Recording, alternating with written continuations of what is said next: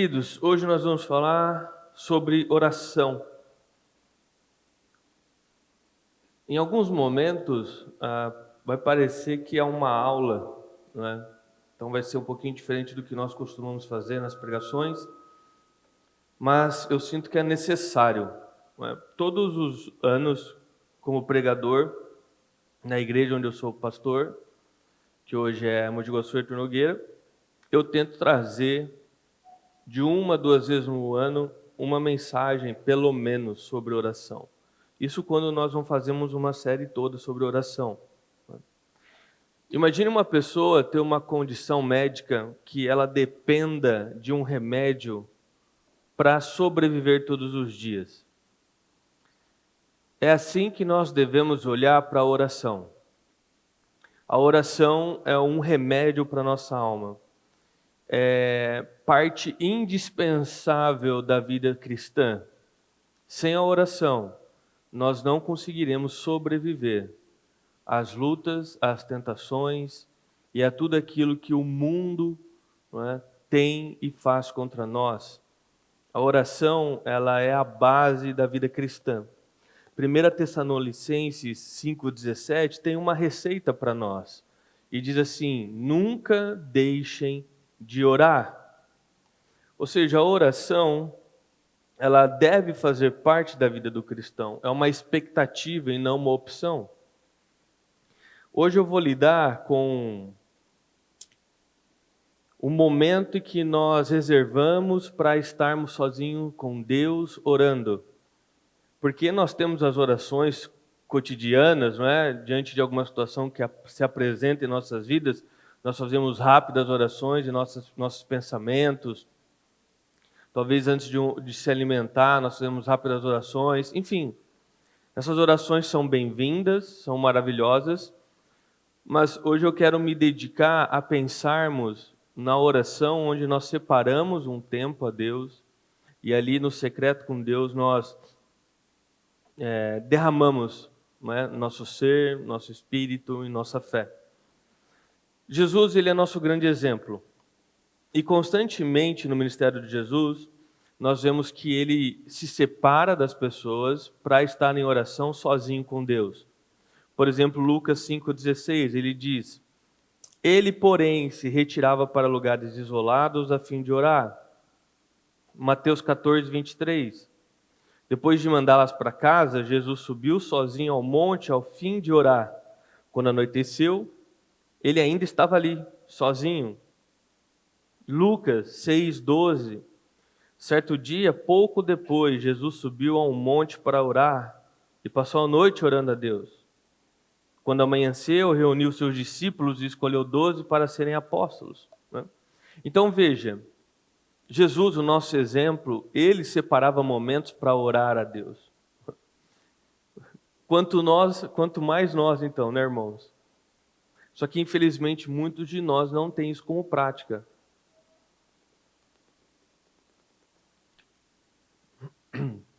Infelizmente muitos cristãos não têm uma vida de oração.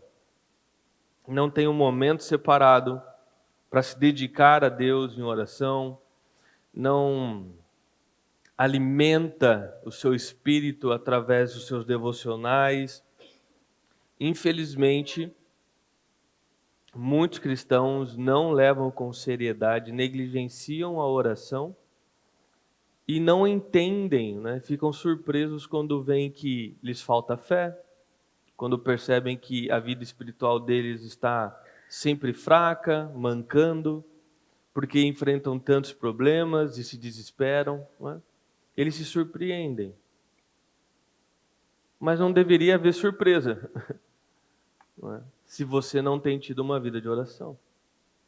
Se você não tem se colocado, se forçado e se organizado para estar diante de Deus, conhecendo a Deus. Porque a oração, ela é mais, na verdade, ela é totalmente sobre nós, no sentido de que ela não muda Deus, ela transforma quem nós somos. E através da oração nós somos fortalecidos, Deus nos entrega sabedoria, direcionamentos e tudo aquilo que nós realmente precisamos. A oração ela é tão importante para o cristão que quando os discípulos de Jesus tiveram a oportunidade de pedir para ele alguma coisa, eles pediram para que Jesus os ensinasse a orar. Veja, né? Talvez se você tivesse na presença de Jesus, você pediria tantas coisas, mas quem pediria para Jesus, Jesus, entre tantas coisas que eu posso pedir para você, eu peço para que o Senhor me ensine a orar. Né? Quantos de nós entenderia a tamanha importância da oração ao ponto de fazer disso um pedido a Deus? Não é? Me ensine a orar. E, de fato, Jesus atendeu a pergunta deles e respondeu. Não é? E nós vemos a resposta de Jesus em Mateus capítulo 6, a partir do versículo 7. E Jesus diz assim: ao orar, não repitam frases vazias sem parar, como fazem os gentios, ou seja, aqueles que não estão em Cristo. Eles acham que se repetirem as palavras várias vezes, suas orações serão respondidas. Não sejam como eles, pois seu Pai sabe exatamente do que vocês precisam antes mesmo de pedirem. Versículo 9. Portanto, orem da seguinte forma: Pai nosso que estás nos céus. Aqui você tira até o olho da tela, né? Você já começa a falar automaticamente, né? O Pai Nosso é algo muito comum para nós, né? Santificado seja o teu nome, venha a nós o teu reino, seja feita a tua vontade, assim na terra como no céu, dá-nos pão nosso para este dia, perdoe as nossas dívidas, assim como nós perdoamos os nossos devedores. Não nos deixe cair em tentação, mas livra-nos do mal, pois teu é o reino, o poder, a glória, hoje e sempre. Amém. Esta, então, é a famosa passagem do Pai Nosso, não é? Que nós conhecemos de frente para trás, de trás para frente, né? A oração ela é extremamente conhecida entre os cristãos e entre aqueles que não são cristãos. A oração do Pai Nosso, nós vamos dividi-la em duas partes aqui, tá? Porque, de fato, ela é dividida mesmo. A primeira parte do Pai Nosso, ela trata sobre quem é Deus e o reino de Deus. A segunda parte do Pai Nosso, ela já trata sobre as nossas necessidades, aquilo que nós precisamos. Tá? Mas antes de nós irmos de fato para o Pai Nosso, eu quero tratar duas situações aqui. A primeira, o Pai Nosso ele é um guia para nós. Os discípulos pediram para Jesus ensinar eles a orarem. Então Jesus fala o Pai Nosso como um guia, não é? Para guiá-los numa oração. Então, o Pai Nosso ele tem como objetivo reorganizar as nossas prioridades, reordená-las, para que nós possamos entender aquilo que realmente é importante nós orarmos. Se nós não tivermos um guia, né, um ensino sobre a oração, rapidamente as nossas orações vão percorrer o caminho do egoísmo. E Jesus, claro, ele sabia que facilmente os nossos desejos iriam tomar conta das nossas orações. E nós, então, iríamos ter orações totalmente centradas em nós, nos nossos desejos, nos nossos quereres. E a Bíblia ela traz alertas sobre o perigo do egoísmo em nossas orações. Tiago 4,3 diz assim, quando pedem, não recebem. Por quê? Porque os motivos são errados. Vocês pedem apenas aquilo que lhes traz prazer. Então veja, a Bíblia está falando, se a tua oração é egoísta, você está fazendo errado. E de fato, a grande parte das nossas orações, elas se reduzem apenas a pedidos a respeito daquilo que nós queremos, daquilo que nós desejamos, a respeito daquilo que nós cremos que é bom para nós. Não é? Então, facilmente nós trilhamos sim o caminho do egoísmo em nossas orações. E logo de início, quando Jesus vai ensinar as pessoas a orarem, ele já traz um guia para que mostre para nós não é? Aquilo que é prioridade na oração e qual é um caminho saudável a percorrer na oração, para que nós não venhamos nos perder e novamente tratar apenas do nosso egoísmo, como se a oração, fosse a lâmpada, do gênio, onde nós temos 3 pedidos, 4 pedidos para fazer, e todas as vezes que nós oramos, é como se nós invocássemos Deus para fazer pedidos, não é? E Deus, então, ele acaba se tornando apenas um acessório em nossas vidas, apenas um Deus que nós o usamos ou o manipulamos para trazer aquilo que nós queremos. E a oração não é sobre isso. E a Bíblia nos alerta sobre isso. O segundo alerta que eu quero fazer aqui, antes de nós entrarmos de fato no Pai Nosso, é sobre as repetições vãs. O versículo 7 diz: ao orar, não repitam frases vazias sem parar, como fazem aqueles que não conhecem a Deus. Eles acham que se repetirem as palavras várias vezes, suas orações serão respondidas. Talvez aqui você entenda assim: nossa, eu preciso então sempre ter uma oração nova a Deus, eu não posso repetir, não é? Eu tenho que sempre ter um pedido novo. Se eu vou orar e eu não tenho algo novo para falar, eu tenho que esperar para orar quando algo novo surgir. Eu não posso orar o Pai Nosso, repetir o Pai Nosso, não é? E não é sobre isso. Até porque, por exemplo, o livro de Salmos na Bíblia, ali tem diversas orações que eram e são repetidas constantemente pelo povo de Deus, lidas e repetidas. Se você ver com mais cuidado aqui o versículo trata não o problema de repetir uma oração, ou seja, pegar um Pai Nosso, pegar um Salmos, ler e repetir, mas o problema é a repetição vã. O que é uma repetição vã? É uma repetição vazia, igual o Pai Nosso. O Pai Nosso ele se tornou tão comum para nós que você é capaz de orar o Pai Nosso como se fosse algo mecânico, um robô. E não de fato orando o Pai Nosso. É algo automático. Vamos orar o Pai Nosso? Vamos. A pessoa está com a mente lá em outro lugar, mas ela consegue orar o Pai Nosso. Ou seja, é uma repetição vã, não está trazendo significado nenhum para aquela pessoa. Ela não está de fato com o coração e com a mente focada nas palavras que estão sendo ditas. Ela está repetindo, não é? Como se fosse um mantra. Muitas religiões, elas pegam orações e elas só repetem, como se fosse um mantra, não é? E essas pessoas acreditam que por tanto repetir as mesmas palavras, vai acontecer um resultado mágico, não é? Como se fosse uma fórmula de uma mágica. E não é assim. Não é isso que Jesus está nos ensinando. Na verdade, Jesus está proibindo essa prática, não é?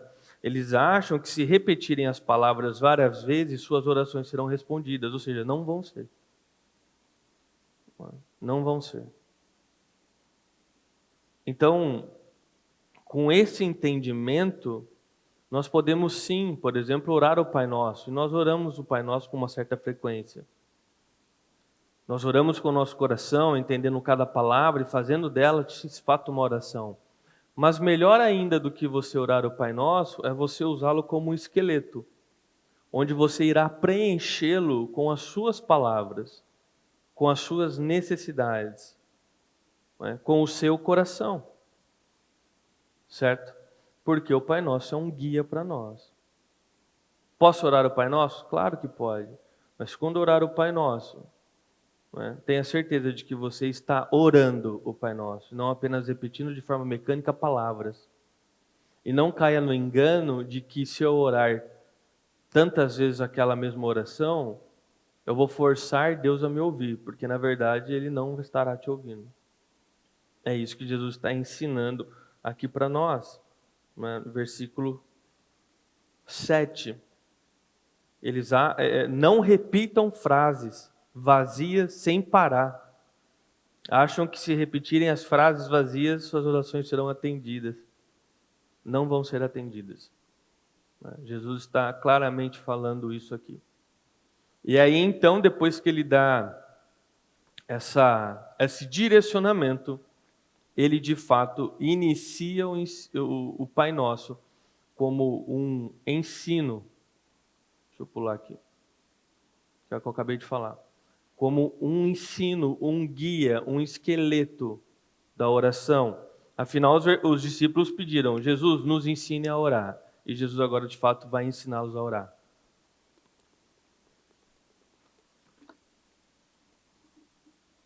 Versículo 9, Jesus diz assim: portanto, orem da seguinte forma: Pai nosso que estás no céu, santificado seja o teu nome.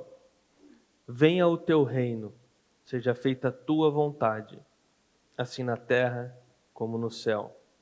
Essa aqui é a primeira parte do Pai Nosso. Lembra que eu disse? O Pai Nosso ele divide em duas partes. A primeira parte é sobre quem é Deus, sua glória e sobre o seu reino, né? E de fato, o Pai Nosso começa com Pai. Pai. Então, a oração, o que Jesus está nos ensinando aqui é que a oração é sobre uma conversa entre pai e filho. Não é uma conversa entre você e uma divindade que não está nem aí para você, que não tem o mínimo interesse por você ou empatia. Não é sobre isso. Deus é Pai. E como Pai, Ele é quem cuida de nós, é quem traz a provisão para nós, é quem nos protege e quem nos ama. Então, a oração, Jesus já inicia dizendo, olha, a oração é um relacionamento. Deus é Pai, você é filho. Converse com o seu Pai. Ele te ama, Ele te protege, Ele cuida, Ele traz a provisão, Ele te traz fé. Não é sobre a oração de um ser humano a um Deus que não tem sentimento nenhum por Ele, não tem interesse nenhum por Ele, que tem até uma aversão por Ele. Não, pelo contrário. É um relacionamento entre pai e filho, né? Isso já seria um motivo suficiente para nos incentivar a orar, não é? Nos incentivar a conversar com o nosso Pai. E além de Pai, Ele é o Pai nosso. Pai nosso. E você vai ver que constantemente os pronomes nessa oração que Deus ensina, eles estão no plural, né? Por que Ele é Pai nosso? Porque nós temos que nos lembrar que nós fazemos parte de uma grande família. Deus tem muitos filhos, né? Deus tem muitos filhos, muitas filhas. E a Bíblia em nenhum momento nos incentiva a sermos individualistas ou egoístas, né? A Bíblia sempre deixa muito claro que nós fazemos parte de uma família. O próprio Deus não é individual, Ele é três. Esse é um mistério, mas a Bíblia nos traz essa verdade. Se Deus ele é plural, por que nós seríamos individual, singular? Ou seja, nós devemos nos lembrar que Ele é o nosso Pai. Ele é o pai de uma grande família. Ele tem muitos filhos. Isso significa que nós temos muitos irmãos e irmãs. O Evangelho, ele, nesse sentido, ele é plural, ele é coletivo. Dessa forma, então, você sim vai ter a sua vida em secreto com Deus, né? Afinal de contas, você separou um momento ali para orar e você está sozinho ali com Deus. Mas você nunca deve se esquecer de que você faz parte de uma família. Nunca você deve se ausentar dessa família, da igreja. Igrejas são pessoas, não é? Porque são os nossos irmãos, são nossas famílias. E por fim, Pai nosso que estás no céu. Aqui é um claro contraste. Ele é um pai, sim, mas ele é um pai diferente. Ele é um pai que não é como os pais aqui, terrenos. Ele é um pai que está nos céus. Ele é um pai superior, ele é um pai perfeito.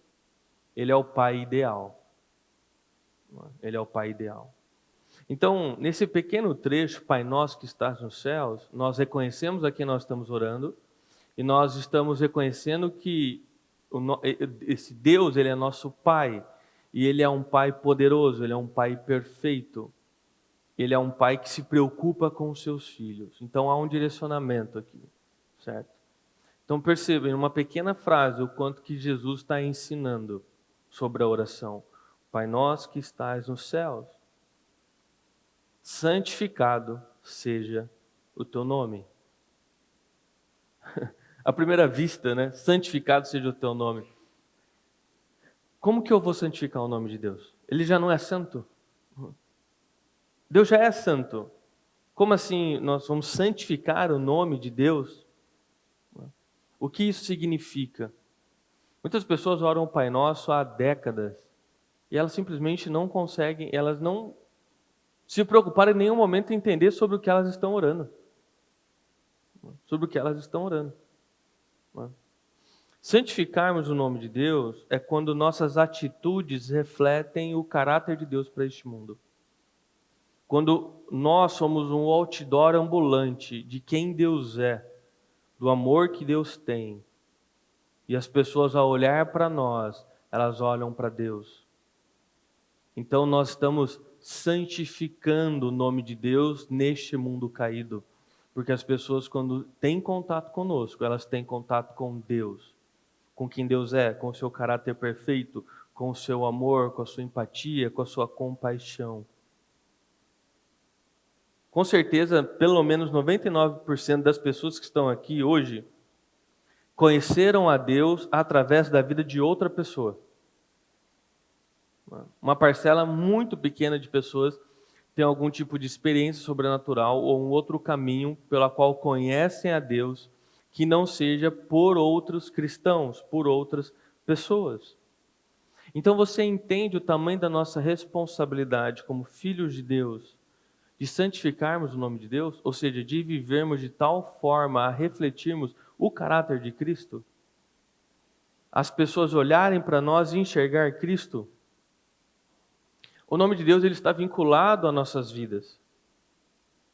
A imagem que as pessoas vão ter de Deus é a imagem que elas vão ter nos observando. A forma como nós vivemos. E então elas vão imaginar Deus.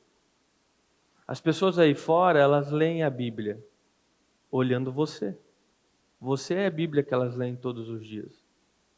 Percebe? Nós representamos, não é, o reino dos céus aqui. Então, uma pergunta pertinente que você deve se fazer é: qual é a imagem que as pessoas têm de Deus e o seu reino olhando para a sua vida? Você está santificando o nome de Deus ou você está tentando amaldiçoar o nome de Deus? Você está mostrando para as pessoas as verdadeiras características de um Deus Pai, amoroso, empático, compaixão, salvador? Ou você, através da forma como vive, está demonstrando a imagem de um Deus vingativo, irado, um Deus que abandona, um Deus distante? Santificado seja o teu nome. É a respeito de nós. Santificando, não é? Vivendo, demonstrando o reino dos céus. Tanto que o próximo versículo é sobre: venha o teu reino. Santificado seja o teu nome. E venha o teu reino. Quem está trazendo o reino de Deus sobre a face da terra? Eu, você, nós. Como? Vivendo de tal forma que Deus é santificado, ou seja, nós vivemos de tal forma que nós refletimos Deus neste mundo. Ou seja, nós estamos levando o reino de Deus conosco onde nós estamos. Então, onde quer que você entre, qualquer que seja a pessoa que você está tendo algum contato, você está levando o reino dos céus com você. Então, ao entrar num lugar, ali entra com você o reino dos céus. Você representa o reino dos céus. Você está santificando o nome de Deus. Você está refletindo o caráter de Deus na tua vida, através da sua vida. E assim, então, é a forma como as pessoas que estão perdidas, elas podem experimentar, pelo menos um pouco, do gosto de Deus, do sabor que Deus tem. Então, é aquela famosa frase que muitos cristãos ouvem, né? Fala: olha, você é diferente, você traz algum tipo de paz, você age diferente. O que essas pessoas estão querendo falar? Você tem gosto diferente. Por quê? Porque o teu gosto é o gosto de Deus. Porque você vive de tal forma que você reflete o caráter de Cristo diante deste mundo. Você traz o reino dos céus. Você preenche o ambiente onde você está com o reino de Deus? Então venha o teu reino, nós estamos trazendo o reino. Deus usa pessoas, nós somos as ferramentas que Deus usa para trazer o reino dele sobre a face da terra. Na tua família, quem está levando o reino de Deus? Você deveria estar levando o reino de Deus lá dentro da sua casa. No seu trabalho, você deveria estar levando o reino de Deus no seu trabalho, na sua escola, onde quer que você esteja, nos seus relacionamentos, no teu casamento, no teu namoro. Você vive como alguém que santifica o nome de Deus diante deste mundo caído, e dessa forma você está levando o poder do reino de Deus, e as pessoas poderão experimentar Deus através da sua vida. Você tem um gosto diferente? Não é? E então, versículo 10, o finalzinho dele: seja feita a tua vontade, assim na terra como no céu. O teólogo chamado Carson, ele diz assim: se o anseio profundo do meu coração é que a vontade de Deus seja feita, então, ao fazer essa oração, também estou prometendo que, com a ajuda e a graça de Deus, vou fazer a vontade dele até onde eu a conheça. Então, essa primeira parte, Jesus está nos ensinando que a oração não é a respeito de mudar Deus, a oração é a respeito de transformar nosso coração. A oração não é uma ferramenta onde nós tentamos manipular Deus para fazer aquilo que nós queremos. É sobre nós termos nosso coração tão transformado que nós podemos dizer: Deus, eu confio na sua vontade e desconfio da minha. Seja feita a tua vontade. Então veja que todo esse primeiro ponto do Pai Nosso é sobre o reino dos céus. É sobre nós vivermos o reino dos céus. É sobre Deus sendo santo, sobre Deus sendo superior, Deus sendo Deus. É sobre uma, de fato, reordenação da nossa prioridade. Qual é a prioridade que nós estamos pedindo em oração? Seja feita a tua vontade. Que a minha vida seja uma declaração da tua vontade. Ou seja, a prioridade da oração, o que vem em primeiro lugar na oração é o reino dos céus. É a nossa preocupação em fazer a vontade de Deus. É a nossa preocupação em que Deus nos abençoe para que nós possamos revelar o caráter dele neste mundo caído. É sobre reconhecer quem Deus é e quem nós somos. É sobre colocar as coisas no seu devido lugar. Então essa é a primeira parte do Pai Nosso. Ela tem três partes, né? Ela é dividida em três partes, que é o reino de Deus. Então, que o Senhor seja santificado na minha vida, que o teu reino venha através da minha vida e que a tua vontade seja feita. Jesus está no Pai Nosso ensinando: olha, a oração, ela deve iniciar com aquilo que é a prioridade, e a prioridade das suas vidas é o reino dos céus. Ore para que você traga o reino dos céus sobre a tua família, sobre seu meio social. Ore para que Deus lhe abençoe, lhe dê o domínio próprio, para que você venha refletir o caráter de Cristo, e quando as pessoas olharem para você, conversarem com você, elas possam estar experimentando quem Deus é. Ore para que o reino dos céus se apodere de toda essa terra, para que a vontade dele seja feita aqui. E que você seja essa ferramenta. Veja, a prioridade da oração é sobre uma transformação do teu coração, e não sobre uma manipulação de Deus, ou transformação de Deus, ou você tentando negociar algo com Deus. Não. A oração começa com Deus transformando o teu coração, para que você seja quem você nasceu para ser, para que você cumpra o propósito que você deve cumprir. Não é? Então, o Pai Nosso, Jesus nos ensina, né, nesse guia de oração, que nós já começamos a oração se esvaziando do nosso egoísmo, da nossa individualidade, não é?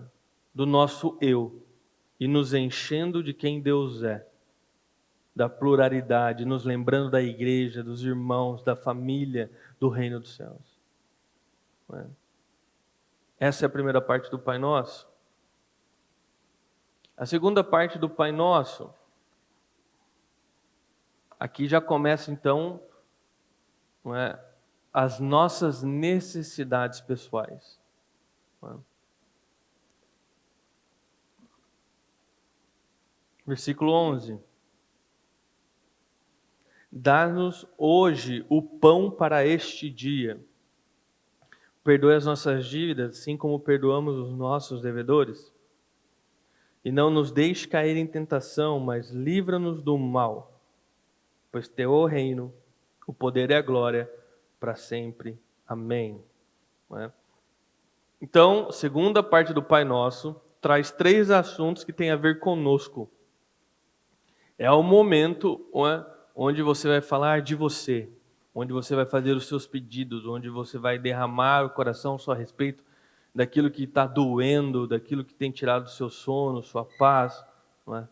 Então, uma vez, não é, que nós buscamos o reino dos céus, o nosso egoísmo está controlado, nosso coração está alinhado com Deus, este é o momento certo para que você possa fazer seus pedidos. Porque você está alinhado em Deus. É como, você já foi no supermercado com fome? Você compra tudo e mais um pouco. Você está com a mente desorganizada. Você está pensando, né, somente em resolver aquele teu problema. Agora faz um almoço, uma janta que você sai, né, bem satisfeito e vai no supermercado. Vai ser muito diferente a sua compra. Não é? Se você vai orar a Deus cheio de ego sobre você, sobre como você é Deus e sobre como você tenta manipular a Deus, sua oração será um fiasco. Agora, uma vez que você reconhece quem Deus é, você se esvazia do seu ego, você clama pelo reino, agora sim você tem condições de ir ao supermercado e fazer uma boa compra. Você tem condições de orar a Deus e fazer uma boa oração. Você agora está onde você deveria estar. Certo? E isso é maravilhoso, essa segunda parte, porque afinal Deus ele é pai, e Ele é um bom pai. Ele se preocupa com aquilo que está nos incomodando, Ele se preocupa com as nossas necessidades, não é? Com as nossas petições. Ele ouve, é um ombro amigo, Ele chora conosco, Ele é um pai. Então é lindo ver que quando Jesus ensina sobre oração, ele fala, aqui é um momento onde você seja você, no sentido de que fale a respeito dos seus medos, dos seus anseios, suas alegrias, suas tristezas, fale sobre o futuro, sobre o seu passado, sobre aquilo que te incomoda hoje, aquilo que tem tirado o teu sono, faça suas petições, enfim. É um momento onde você está livre diante de Deus para ser sincero a respeito do que tem pensado, do que tem sentido e de como tem vivido. E esse momento, ele começa com dá-nos hoje o pão para este dia. O termo pão ele é um termo genérico, ele faz referência às necessidades básicas, aquilo que nós precisamos para viver. Então, dá-nos pão é alimentação, vestuário, moradia, enfim, aquilo que nós precisamos para ter uma vida digna, uma vida decente, não é? E Deus ele promete, não só aqui no Pai Nosso, toca esse assunto, mas em outros momentos na Bíblia, de que aquilo que nós precisamos, Deus ele vai trazer a provisão. Ele não vai nos deixar desamparados. Não é? Então, aquilo que nós precisamos não irá faltar. Então, Deus, traga o pão de cada dia. Não é? O Senhor sabe aquilo que eu realmente preciso. Não há promessas de luxo. Tem pessoas que oram a Deus como se Ele tivesse prometido que você iria todo ano passar as férias na Disney, andar de carro importado e morar numa bela de uma mansão. Não, não existe essa promessa na Bíblia para você. Não é? Agora, é claro que Deus ele é generoso, Ele nos abençoa e nós vemos as pessoas sendo abençoadas. Afinal, creio que se não for todos, a grande parte aqui tem muito mais do que precisa para viver. Nós temos muito mais do que nós precisamos para viver. Olhando ainda para este mundo, ou se você quiser diminuir isso e olhar para o Brasil, irmãos, nós temos milhares de pessoas que não têm água encanada, que não têm o mínimo necessário de higiene, ainda usam fossas. Talvez em alguns interiores, energia não seja assim tão disponível para você tomar um banho quente ou ligar um fogão elétrico. Ou seja, olhe para nossas vidas. Deus é generoso conosco. Ele diz que aquilo que nós precisamos não irá faltar, mas nós temos mais do que nós precisamos. Deus é generoso, Deus é gracioso e como um pai, Ele dá bons presentes aos seus filhos. Não é? Ele nos capacita com habilidades e inteligência para que nós possamos nos desenvolver, trabalhar, ter melhores salários, enfim, desenvolvermos aquilo que Deus já tem nos entregado. Não é? Então eu creio, e de fato você pode fazer os seus pedidos a Deus, mesmo que seja sonhos materiais, como uma viagem, um crescimento da sua empresa, o crescimento teu na área profissional, pediu para que Deus lhe abençoe financeiramente, para que a tua família tenha uma qualidade de vida melhor, né? Deus é generoso, Deus se preocupa com os detalhes das nossas vidas. Agora, se lembra que o Pai é nosso, né? O pão é nosso, as dívidas são nossas, os devedores são nossos. Não nos deixe cair em tentação. Então, como eu disse, os pronomes, quando Deus ensina a orar, os pronomes que Ele usa estão sempre no plural. Porque sempre Jesus está falando, se lembre, você faz parte de uma família. Se lembre, você não é sozinho. Dessa forma, quando você orar com os seus pedidos, você não pode fazer nenhum pedido que irá prejudicar um irmão teu da família. E além disso, quando nós oramos segundo a vontade de Deus, a resposta dessa oração, ela vai abençoar também a família de Deus. Algo que você deve ter na tua mente é uma pergunta. Se Deus responder a minha oração, quem sai ganhando com isso? É só eu? Ou a família ganha também? Exemplo, se você tem pedido para Deus, que é o que nós geralmente pedimos, né, de forma geral, uma preocupação no Brasil, um salário melhor, às vezes um carro com mais segurança, ou seja, um carro melhor, com mais conforto, uma casa que atende melhor às necessidades e que traz uma qualidade de vida melhor, enfim. O que nós estamos falando, quando nós estamos pedindo coisas materiais a Deus, basicamente nós estamos clamando a Deus para que Ele nos abençoe para nós ganharmos mais dinheiro. Se você ganhar mais dinheiro, quem ganha com isso? Só você ou a família de Deus também ganha? Percebe? É sobre isso. É sobre isso. Tem pessoas, eu já presenciei isso, que quando estão ali lutando com a vida, um salário apertado, elas são generosas, elas de fato estão aguerridas na causa do Evangelho, vêm aos cultos, etc, etc. A partir do momento que essa pessoa consegue crescer na vida financeiramente, ela começa a ter acesso a alguns luxos, etc. É muito comum essa pessoa ela começar a sumir da igreja, você não vê ela mais com tanta frequência. É muito comum essa pessoa começar, mas não vou ofertar tanto assim, né? Muito dinheiro para a igreja, muito dinheiro para o reino dos céus, né? Vou dar isso aqui. Então é engraçado quando Deus responde a oração das pessoas e elas de fato crescem da forma como elas estavam pedindo, rir para não chorar, né? Elas esquecem que elas fazem parte de uma família. Esquecem que fazem parte de uma família. E a resposta de Deus para a oração delas, elas usam de forma totalmente egoísta. Então, ore a Deus. Peça aquilo que você crê que precisa, que é necessário, ou mesmo um luxo que você gostaria de ter nessa vida. Mas nunca se esqueça, quem ganha se Deus ouvir tua oração? Só você ou a família de Deus ganha? Se é só você e você quer ser totalmente egoísta com a resposta da sua oração, por que motivo Deus te abençoaria? Para quê? Por quê? Se Deus é um pai e Ele está cuidando dos seus filhos. Não é nenhum pecado você aproveitar das bênçãos que Deus tem derramado sobre as suas vidas. A Bíblia não pede para ninguém fazer voto de pobreza. E a Bíblia não condena uma pessoa a ser rica. Afinal de contas, se você leu sua Bíblia, você pode ver que Deus fez muitos filhos muito ricos. Não todos, mas muitos filhos foram ricos.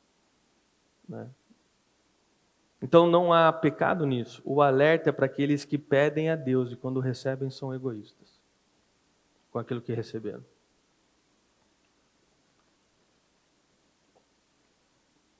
Esse é o alerta. Então peça, na sua oração peça. Peça para que Deus te abençoe com aquilo que você precisa.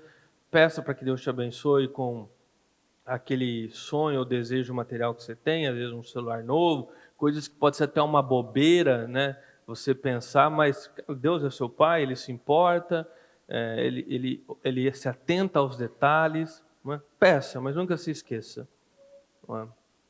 Quem você é e de que família você faz parte, não é? E do nosso coração e do coração generoso que nós devemos ter com as bênçãos de Deus em nossas vidas.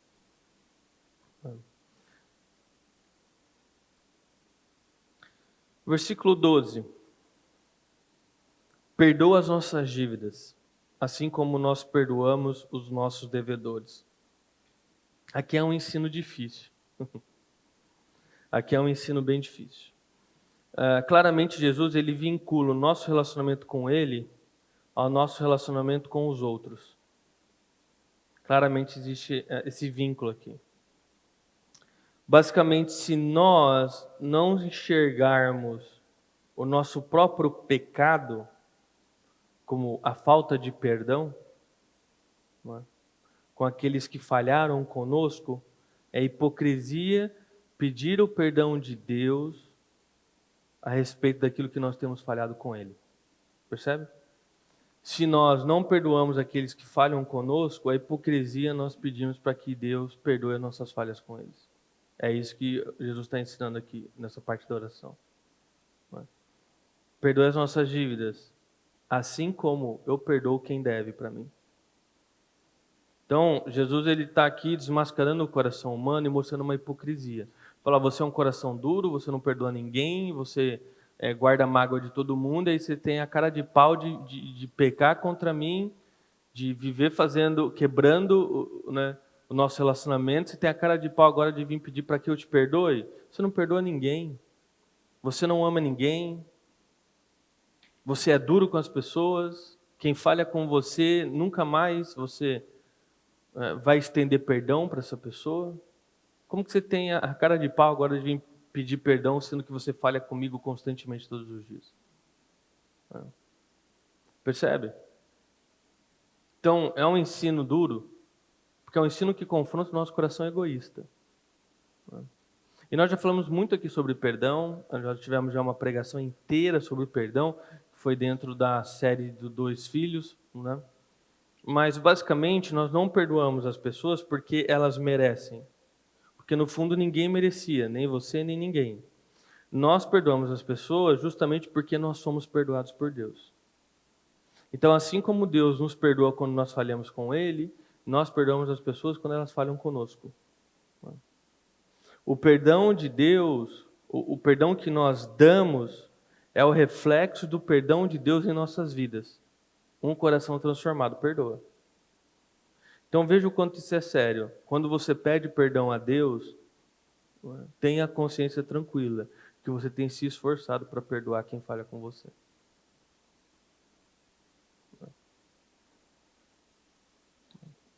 Porque no fundo ninguém merece, e você também não merecia o perdão de Deus. O que acontece é que muitas vezes nós somos mais duros com as pessoas do que Deus é conosco. Nós cobramos mais da pessoa para perdoar ela do que Deus tem cobrado de nós. Aí o que Deus está fazendo aqui é nivelando o jogo. Falar, então, beleza, esse é teu critério para você perdoar alguém, então vai ser o critério meu para você.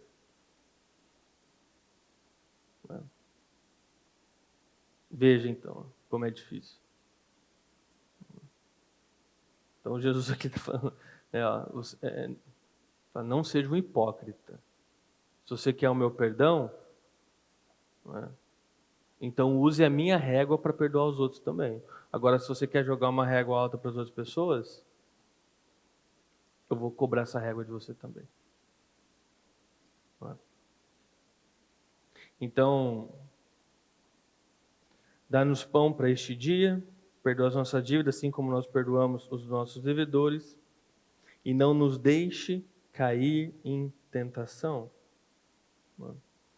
Aqui Jesus está nos ensinando que nós devemos reconhecer que não é na nossa força, não é na nossa inteligência ou qualquer outro talento que nós temos, mas o que nós precisamos é da força de Deus para vencer as tentações. Então, Deus, me dê força, não permita que eu caia nas tentações, que eu peque contra o Senhor, que eu seja levado pela tentação. A tentação, irmãos, aquela tentação, deixa eu pensar como eu vou falar isso sem trazer mais confusão. Quando a Bíblia fala sobre tentação, a tentação ela é uma isca personalizada para você. Entendeu? Sabe quando o pescador ele vai, obviamente, pescar, e dependendo do peixe que ele quer, ele troca a isca?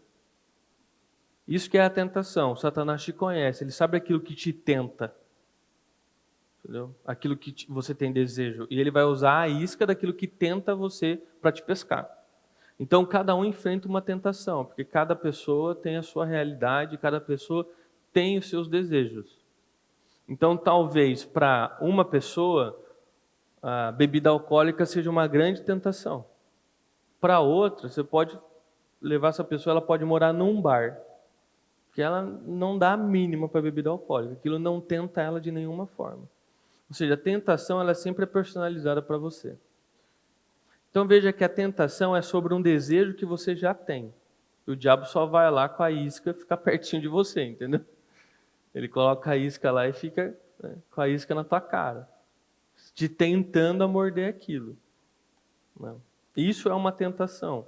E nós estamos pedindo, Deus, eu sei do meu coração. Eu sei o quanto eu sou predisposto a pecar. Então me ajuda, Pai, a superar essa tentação, a não morder essa isca. Transforma meu coração. É isso que Jesus está ensinando. Nós devemos buscar força em Deus para vencer as tentações do nosso coração. Para nós não mordermos essa isca, para nós não sermos fisgados, elevados, pela tentação embora. Perceba que Jesus está falando que nós devemos orar para nós não cairmos na tentação e não para Ele nos livrar da tentação. É diferente. Jesus não está falando para nós orarmos para nos livrar da tentação, mas para que nós não venhamos cair. Por quê? Porque é impossível você viver sem tentação. Impossível. Nosso coração tem desejo e nós somos tentados pelos nossos desejos. Então seria impossível você viver uma vida sem tentação.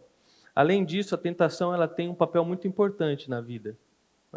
Porque a cada prova que nós superamos, que nós resistimos, nós somos refinados. Nós crescemos, nós ganhamos autoconhecimento, nós ganhamos humildade, nós ganhamos mais fé em Deus. Então, a cada tentação que nós superamos, cada vitória em Cristo que nós temos, nós crescemos, nós amadurecemos.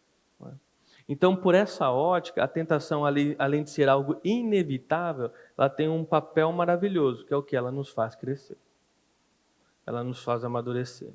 E nós então podemos chegar em outros lugares que nós não chegaríamos àquela outra estatura. Percebe? Então, você vai ter tentações. A todo instante você vai ser tentado. Ainda mais hoje que nós temos acesso a 1 milhão de coisas na palma da mão.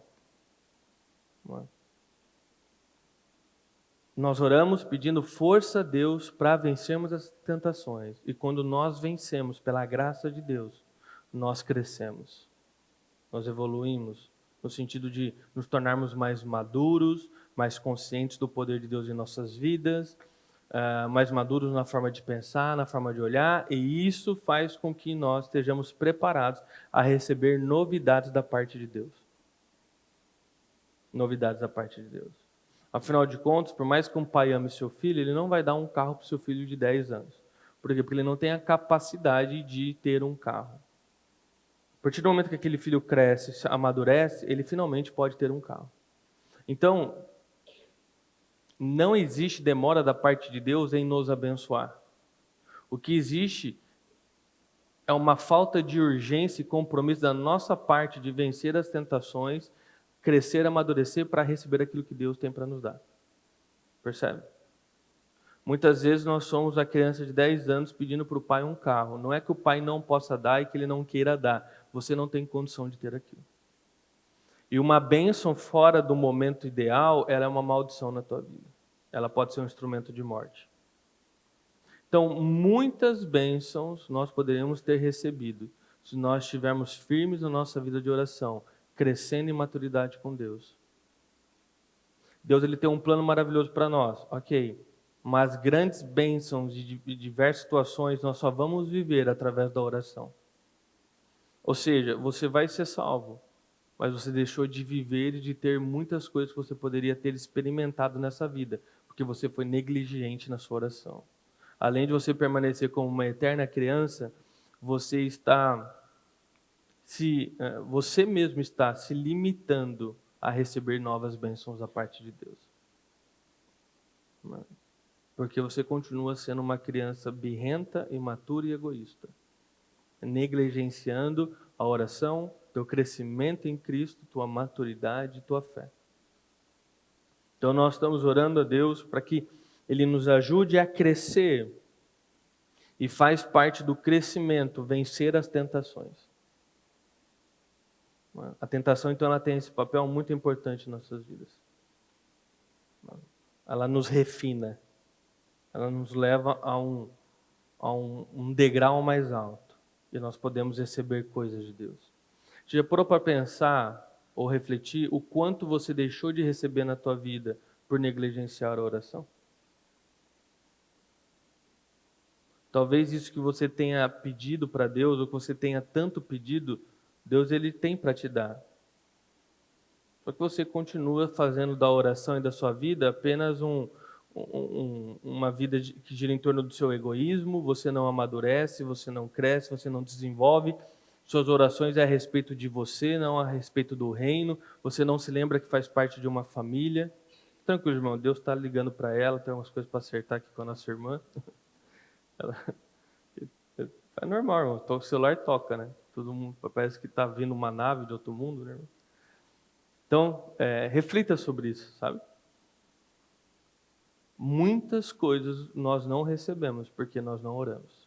E quando nós oramos errado. Oramos somente pedindo aquilo que nos dá prazer. Oramos pelo nosso egoísmo. Oramos querendo usar Deus como um gênio da lâmpada.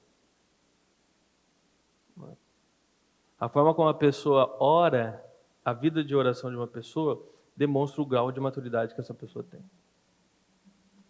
Quem é que, pai, você não fica observando teu filho e percebendo os degraus de maturidade que seu filho vai tendo, que sua filha vai tendo, para você determinar se agora é a hora de soltar isso, né? Agora é a hora dele ter isso, agora é a hora dela ter aquilo. Né? Nós, como pais, nós fazemos essa conta na cabeça. Né? Por quê? Porque senão teu filho vai se matar. Né? Aliás, grande parte do trabalho dos pais, principalmente de crianças pequenas, é impedir que seu filho se mate. Você tira o olho, a criança está em cima da sacada, querendo pular de 10 metros de altura, está a menos 10 graus, negativa, a criança quer nadar, entendeu? Sem boia, sem nada, numa piscina funda. Então, você está toda hora ensinando teu filho a crescer, a amadurecer, para que ele possa ter acesso àquilo que ele quer ter. E entender que algumas coisas que ele quer ter acesso, não é para ele ter acesso. Porque vai ser uma maldição na vida dele. Então, em vez de ficar chateado com Deus por ele não entregar algumas coisas, agradeça a Deus por ele não ter entregado. Porque provavelmente seria ali um instrumento de morte na sua vida. Pela sua imaturidade ou pela sua ingenuidade de querer aquilo, sendo que você já poderia estar num grau de maturidade de entender que aquilo não é para você. Não é para esse momento da sua vida ou não é para você em nenhum momento da vida. O não de Deus também é resposta, e muitas vezes o não é uma resposta com amor. Porque nós falamos não para os nossos filhos, portanto os amar. Portanto os amar. É por se importar com eles que nós falamos os não. E faz birra, chora, é aquilo, né? Bate porta. Mal sabe que é uma demonstração de grande amor dos pais o não. E a alegria nossa como pais, como mães, quando você vê que teu filho, tua filha tem condição de ter aquilo e você finalmente poder entregar aquilo que você já podia ter entregado há 1, 2, 3, 4, 5 anos atrás. Mas agora, de fato, é um momento que ele pode ter acesso àquilo e vai ser uma bênção na vida dele. E então, vai para a parte final, que é livra-nos do mal. Quando nós estamos orando para Deus nos abençoar para nós vencermos as tentações, nós estamos orando sobre o mal que habita em nós. Sobre a nossa natureza pecaminosa, natureza caída, sobre essa vontade que nós temos constantemente de morder as tentações. Quando nós, aqui, Jesus está ensinando, oramos para Deus nos livrar do mal, Ele está nos lembrando, fala, existe mal fora de você também. Existem forças malignas que controlam esse ambiente, controlam esse mundo. Existem demônios que planejam contra você. Existem pessoas que são ferramentas de Satanás. Ore para que Deus os livre dela. E esse não é sobre a tentação, nós oramos para que Deus nos abençoe, para que nós não venhamos cair em tentação.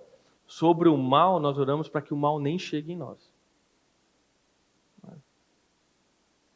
Então, Jesus está falando, ore para que eu te livre do mal, para que eu te livre das forças demoníacas, para que eu te livre do olhar maldoso contra você, para que eu te livre dos secretários de Satanás que vêm só para trazer maldição, para que eu te livre de tragédias, enfim, ore, porque existe um mal no mundo, e esse mal está a todo momento tentando te tragar.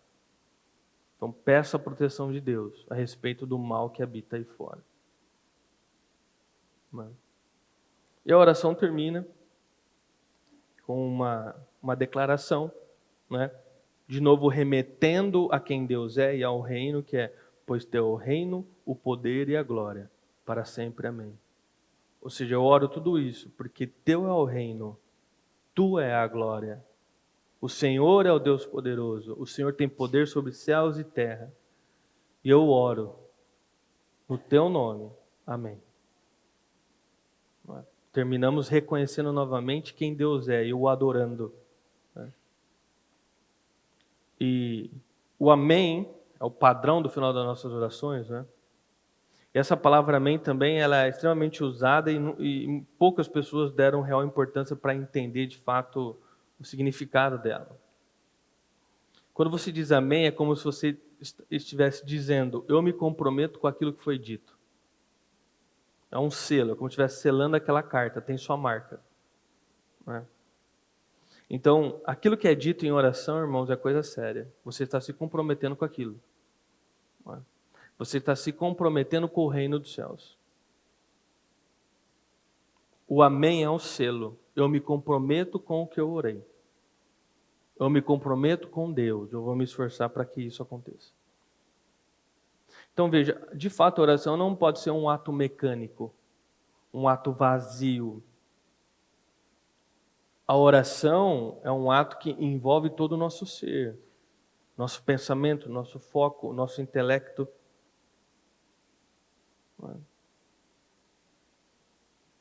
A oração, ela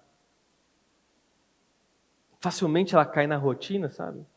E você com certeza tem, porque todo mundo tem uma linha de oração que você volta àquela linha. Você sempre ora meio que usando as mesmas palavras, você sempre inicia a oração do mesmo jeito. tem um caminho que você sempre percorre. Por quê? Porque a oração, em certo momento, ela vira mecânica. Ela vira mecânica, entende? Recebi a comida, vou orar. Eu tenho o costume de orar pelo alimento. Deus abençoe esse alimento, que me faça bem, amém. E todo dia você ora a mesma coisa, só que não é sobre a oração em si, é sobre a forma como você ora. Você não está orando, você está repetindo esse mantra porque você tem o costume de orar quando vem um alimento, mas você não está fazendo aquilo uma real oração, entendeu? É só uma vã repetição. Então, quando você ora, aquele momento você tem que trazer a consciência sobre o que é oração, sobre um Deus que está te ouvindo, sobre aquilo que você está falando, e você vai selar isso com o teu amém. Com o teu amém. E como eu disse, é claro que eu estou tratando aqui do momento de oração, né? Um momento que nós separamos para orar a Deus. Que aliás, né? Eu vi que eu tenho um tempinho ainda, que aliás, irmãos, orar a Deus requer muito mais do que amor. E sim, eu te aconselho a ter uma programação. Aquilo que é importante para nós, aquilo que é prioridade, nós nos organizamos para fazer. Aquilo que realmente é importante para nós está na nossa agenda. Então, se você leva a tua vida de oração, tipo, vou fazer a oração hoje, mas mais tarde eu faço, você simplesmente não ora. A oração, ela é um compromisso que nós devemos ter com Deus. E ela está marcada na sua agenda. Essa aqui é a hora da minha oração. Que seja 10 minutos, seja 20 minutos, não importa, está marcado na sua agenda. Da 1 a 1h20 é meu momento de oração. É um compromisso que eu tenho, um compromisso sagrado. E você vai ver como que a tua vida de oração vai ser transformada quando você levar isso com tanta seriedade ao ponto de ter um compromisso de oração. Irmãos, porque, veja bem, aquilo que realmente nos faz bem, o padrão é que você tem que marcar para ir. Porque se deixar, você não faz. Né? Atividade física. Você tem um horário lá que você vai para a academia. Se você não separar aquele horário, você simplesmente não vai. Por quê? Porque você não quer ir. Entre chegar em casa, deitar, colocar os pés para cima, assistir algo que você gosta, ou comer, dar uma descansada e ir para a academia, o que você quer de verdade? O que teu corpo está pedindo mesmo? O seu desejo? É ficar tranquilamente na sua casa. Mas você tem lá o horário que você vai fazer uma atividade física. E você vai, com vontade, sem vontade, você vai. Uma alimentação balanceada para você não infartar com 30 anos. O que você tem desejo de comer? Com certeza são alimentos que não dá para ficar comendo todo dia, toda hora. Nós precisamos ter um equilíbrio na nossa alimentação. Agora, é fácil seguir um cardápio equilibrado durante toda a semana e deixar um dia, por exemplo, você ter a refeição que você quer? Não, claro que não. Você come o que dá, a hora que dá, do jeito que dá, agora com facilidade de pedir tudo pelo celular. Você tem preguiça de levantar da cadeira. Não é? Você pede, chega na tua casa, a comida do jeito que você quer, com o molho que você quer. Ou seja, você tem que ter uma organização de montar suas marmitas, ou um lugar que você vai facilmente lá para montar seu prato, ou uma organização para ter o tempo de cozinhar na sua casa. Tudo aquilo que é prioridade, nós nos organizamos para fazer, querendo ou não. Por quê? Porque é importante. Oração, irmãos, é o mesmo caminho. Nos faz um bem tremendo, é parte essencial das nossas vidas. Se você não marcar entendendo a importância dela, você não faz. E momento de orar é momento de orar, é querendo ou não, entendeu? Eu vou orar, é o momento que eu tenho que orar. Se eu for ficar esperando, irmãos, o momento que eu tenho vontade de fazer as coisas que eu tenho que fazer, esse momento não chega nunca. O que eu tenho vontade de fazer é nada. Nada. Eu tenho vontade de ficar lá em casa. Lá. Fico em casa, uma hora estou no sofá, e falo, agora eu vou levantar. Aí eu dou uma volta no quintal, pego um negócio que eu quero tomar na geladeira, vou deitar. Não estou fazendo nada. O que você está fazendo? Nada. fazendo nada. É isso que eu amo fazer nada.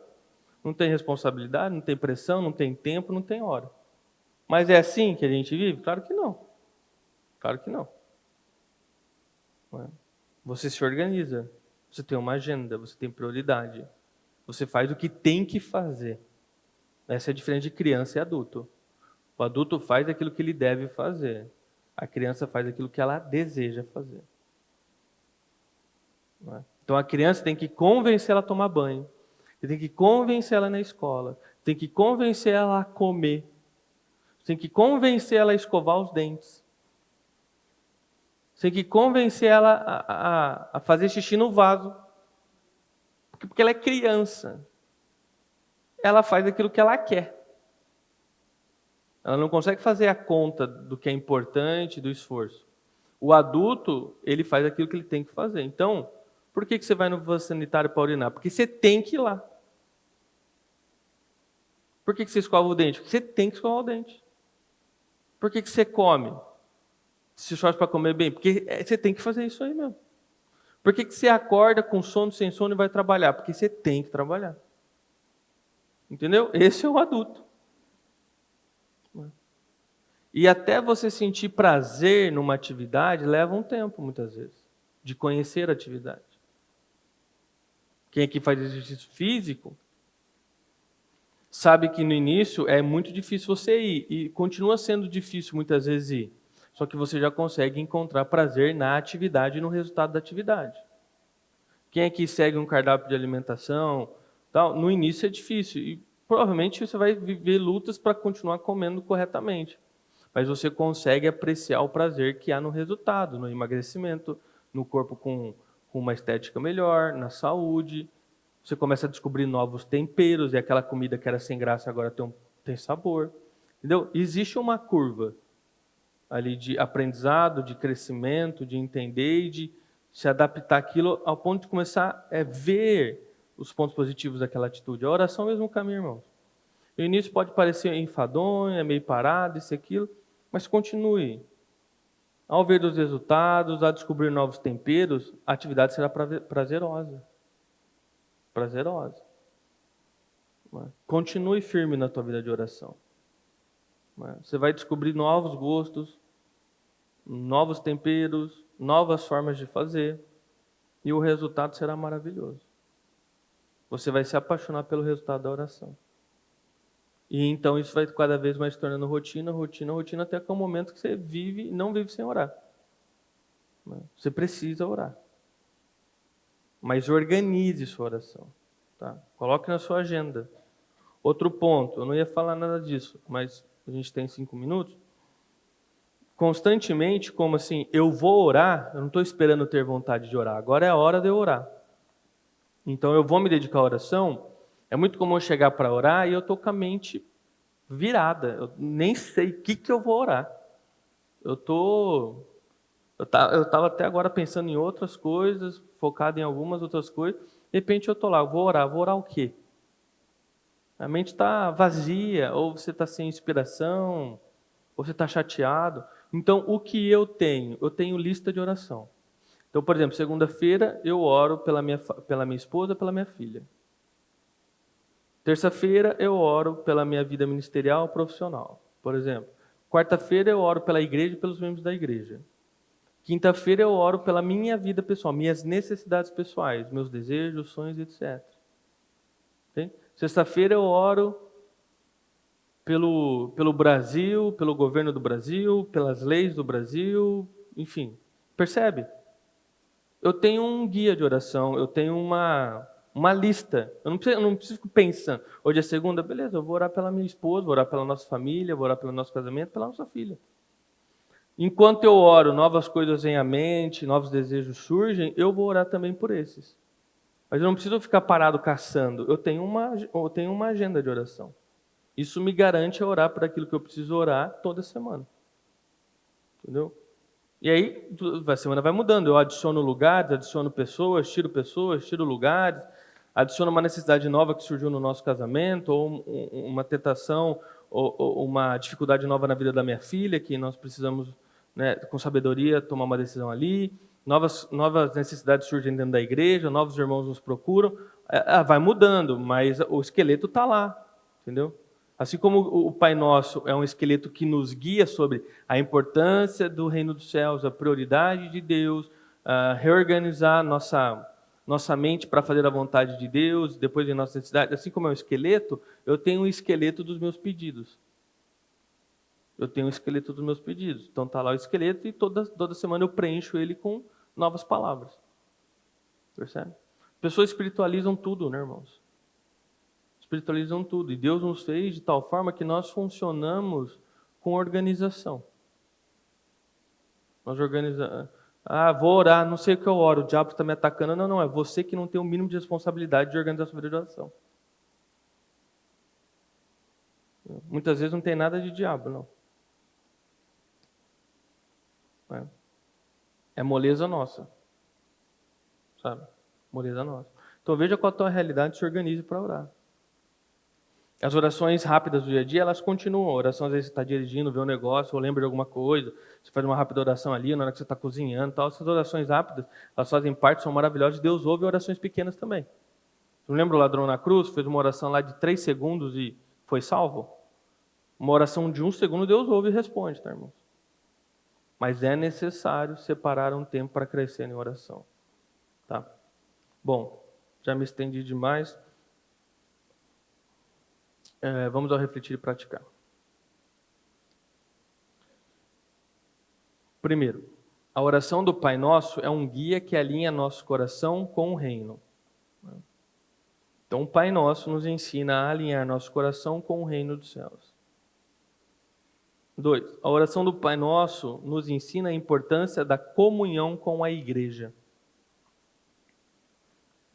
A oração do Pai Nosso mostra que Deus cuida das prioridades do reino, mas não se esquece das nossas necessidades. Porque aquilo que nós precisamos ou queremos pedir também é importante para Deus.